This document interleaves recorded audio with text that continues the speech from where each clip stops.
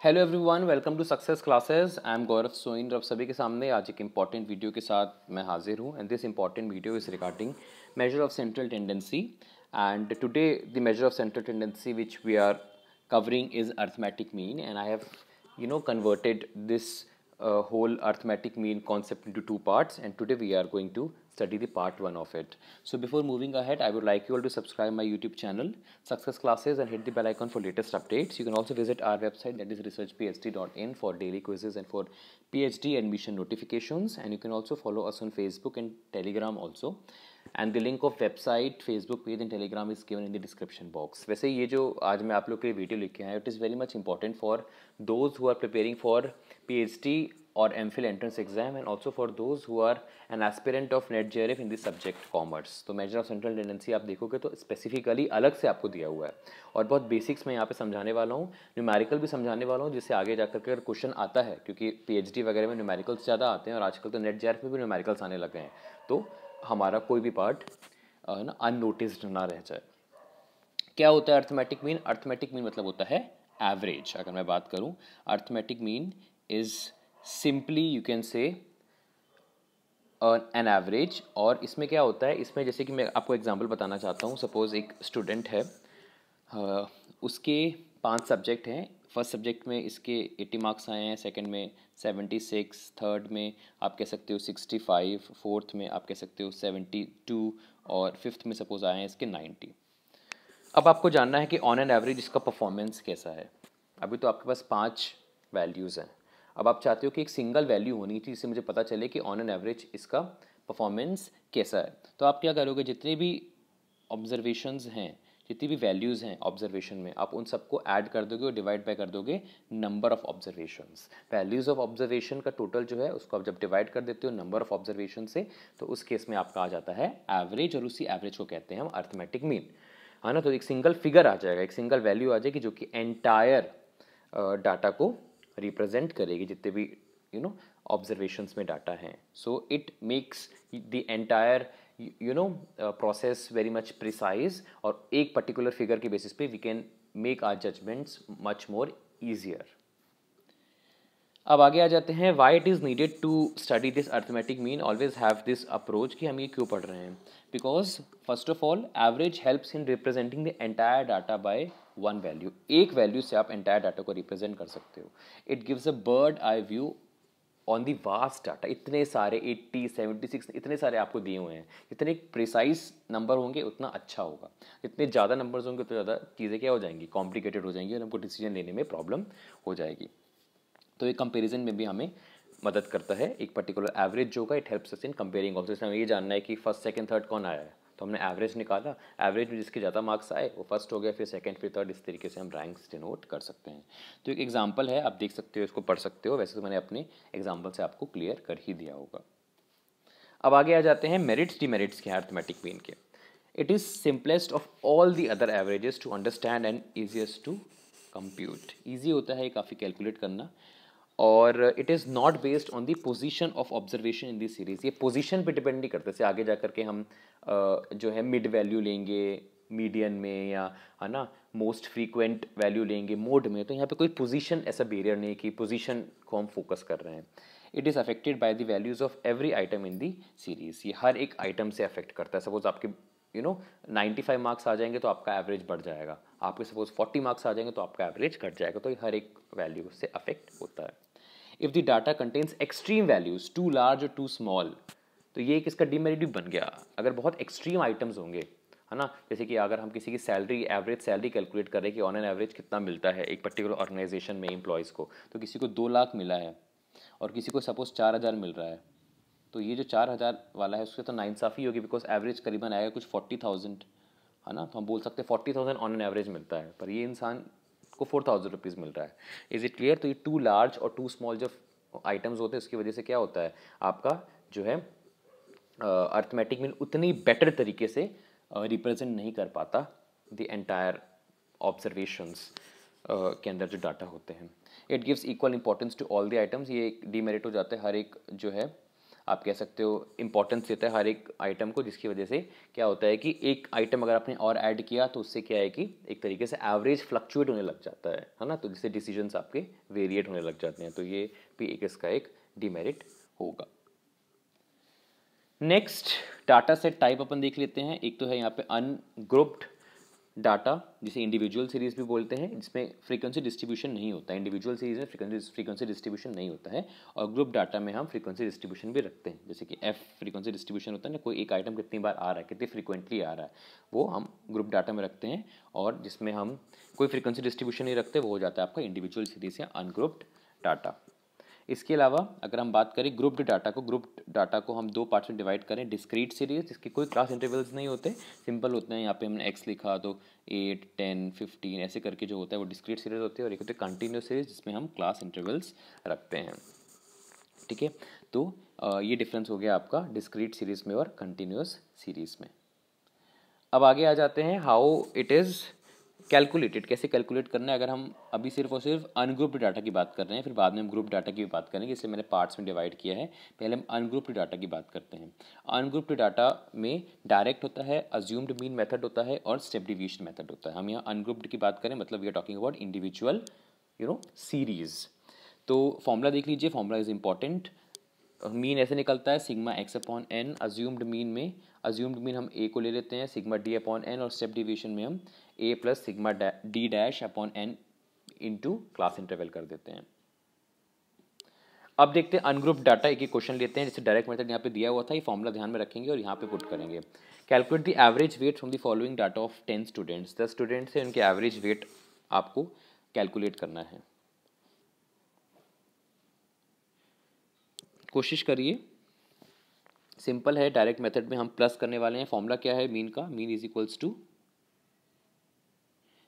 Equals to sigma X upon N, है ना, ये था sigma X upon N.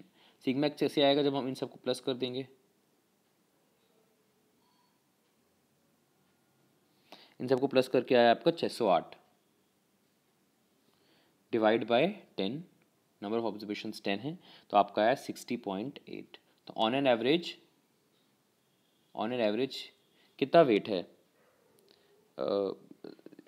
Students का? तो 60.8 ऑन एन एवरेज है। ये डायरेक्ट मेथड सिंपल होता है, इसका आपको फॉर्मूला पता होना चाहिए। अब आ जाते हैं हम ungroup data assumed mean method, है ना। ये कब यूज होता है? When data is large, either the number of observations are too many और the figure are of considerable size. तो उस केस में हम जो है डायरेक्ट मेथड नहीं यूज़ कर पाते, हम अज्यूम्ड मीन मेथड यूज़ करते। तो पता होना चाहिए अज्यूम्ड मीन मेथड हमको तब यूज़ करना है जब बहुत ज़्यादा डाटा सेट होंगे, डाटा सेट इज़ लार्ज। अब आ जाते हैं क्वेश्चंस। ये स्टेप्स ना बता करके क्वेश्चंस बता देता हूँ मैं आपको, जिससे आपके स्टेप्स भी क्लियर हो जाएंगे। क्वेश्चन आपके साथ सामने, the following data shows the monthly salary of 6 members of a family. You are required to compute the average monthly income of the household. 6 लोग कमाते हैं, आपको एवरेज निकालना है with the help of assumed mean method. इसमें कुछ चीज़ें यहाँ पे निकाली हुई हैं, ये सैलरीज दी हुई हैं, डी निकाला हुआ है हमने। यहाँ पे अज्यूम्ड मीन ले लिया है 22,000, है ना। जनरली हम मिड वैल्यू लेते हैं, 22,000 हमने अज्यूम्ड मीन ले लिया है। फिर हमने क्या किया है, 50 माइनस 22 28 आया, है ना। उसके बाद हम लोगों ने जो है 75 माइनस 22 किया तो 53 आया, 22 माइनस 22 किया तो 0 आया। उसके बाद 35 माइनस 22 प्लस 13,000 आया। 17 टू 80 माइनस 22 किया 4720 माइनस में, बिकॉज ये छोटा फिगर है, और इसको हमने इससे माइनस किया तो आया माइनस 8550। ठीक है, अब हमने सिग्मा जब डी निकाला इसका, तो आपका आ गया 80730, है ना। सिंपल है ये। इसके बाद का मैं बताता हूँ, फॉर्मूला पुट करना है आपको। फॉर्मूला आपको दिया हुआ है मीन का, mean is equals to assumed mean plus sigma D upon N. Assume mean हम सब जानते हैं 22,000 था, सिग्मा डी हमारा आया है, देख लेते हैं पीछे जा करके, 80730। और कितने लोग थे? नंबर ऑफ 6 थे आई थिंक, या मेंबर 6 हैं, तो डिवाइड बाय आपने किया 6। अब निकाल लीजिए इसकी वैल्यू आ रही है after calculation 35455। This is the average monthly salary of 6 members. ठीक है, सिंपल है, अज्यूम मीन हमें क्वेश्चंस भी हमें पता होना चाहिए, आ जाए तो हाँ कभी ऐसा ना लगे कि यार पढ़ लेते तो अच्छा होता। अब आ गए हैं अनग्रुप डाटा का थर्ड और last method, that is step deviation. Step deviation भी लार्ज डाटा सेट्स में यूज होता है जस्ट लाइक अज्यूम्ड मीन, और ये थोड़ा सा सिंप्लीफाइड वर्जन है अज्यूम्ड मीन मेथड का। और इसको कैसे करना है अपन देखते हैं with the help of a question. Question same ही रहेगा, 6 मेंबर्स हैं, उनके सामने आपको दिया हुआ है जो हमने सैलरीज हमें दी हुई हैं, और हम सबसे पहले निकालने वाले हैं डिविएशंस आपने निकाल लिए थे, ये वाले ये हमने निकाल लिए थे 50 - 22 ऐसे करके 75 - 22 करके। उसके बाद डी डैश निकाला है। डी डैश कैसे निकालना है, जो आपका ये डी आया deviation divide by class interval. Class interval हम लोगों ने यहाँ पे जो है 6 ले लिया, सॉरी क्लास इंटरवल्स हमने यहाँ पे 10 है ना। C is taken as 10, we have assumed C as 10 हमने यहाँ पे ले लिया है। और हमने फिर क्या किया है, 28,000 को डिवाइड बाय 10 किया, 53,000 को डिवाइड बाय 10 किया, बिकॉज हमने सी को क्या अज्यूम किया है 10। 13,000 divide by 10, 4720 divide by 10 negative में, 8550 डिवाइड बाय 10 नेगेटिव में, तो आपका ये आ गया। अब सिग्मा डी कितना है, सिग्मा डी डैश कितना है आपका, सिग्मा डी तो पहले आ चुका था, सिग्मा डी डैश कितना है, सिंपल था, वहाँ पे आंसर आया था 80730 डिवाइड बाय 10 किया तो आपका आ गया 8073। अब क्या करना है आपको, अब आपको फॉर्मूला पुट करना है स्टेप डिविएशन का। Mean is equals to assumed mean plus sigma D dash upon N into C. Assume mean है 22,000, सिग्मा डी डैश कितना है 8073, एन हमें दिया हुआ है 6 और सी हमने अज्यूम किया है 10। कितना आ रहा है, सेम ही आ रहा है 35455। क्यों सेम आ रहा है, हमने वहाँ डिवाइड बाय 10 कर दिया, यहाँ पे मल्टीप्लाई बाय 10 कर दिया बाद में, तो हमारा जो एवरेज मंथली सैलरी है that is you can say 35455। So this is the methods that we have studied under ungrouped, कह सकते हो आप, डाटा। और साथ ही साथ इसमें जो है हम लोगों ने 3 methods, direct method, assume mean method और स्टेप डिवीजन मेथड जो है पढ़े हैं, और इनके मैंने क्वेश्चंस भी कराए हैं। Questions are also helpful, so you should keep questions into mind so that it will be helpful for you in the examination as well. तो ऐसे ही जो है मैं वीडियोज़ आप लोग के लिए बनाता रहूँगा।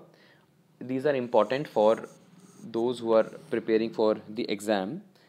तो इसको शेयर करिए ज़्यादा से ज़्यादा, इससे ज़्यादा से ज़्यादा लोगों तक हमारा ये वीडियो पहुंच सके, और it will be helpful for other students also. मैं एक चीज़ आपको बताना चाहता हूँ, इसलिए मैं थोड़ा सा सोच के कुछ याद करने की कोशिश कर रहा था। हमारे पीछे एक टॉपिक निकल गया है that is exclusive and inclusive class intervals, है ना। मेरे एकदम से ध्यान आया, मैंने इसके बारे में जो है लिखा हुआ था कि मुझे आप लोग को ये चीज़ बताना है।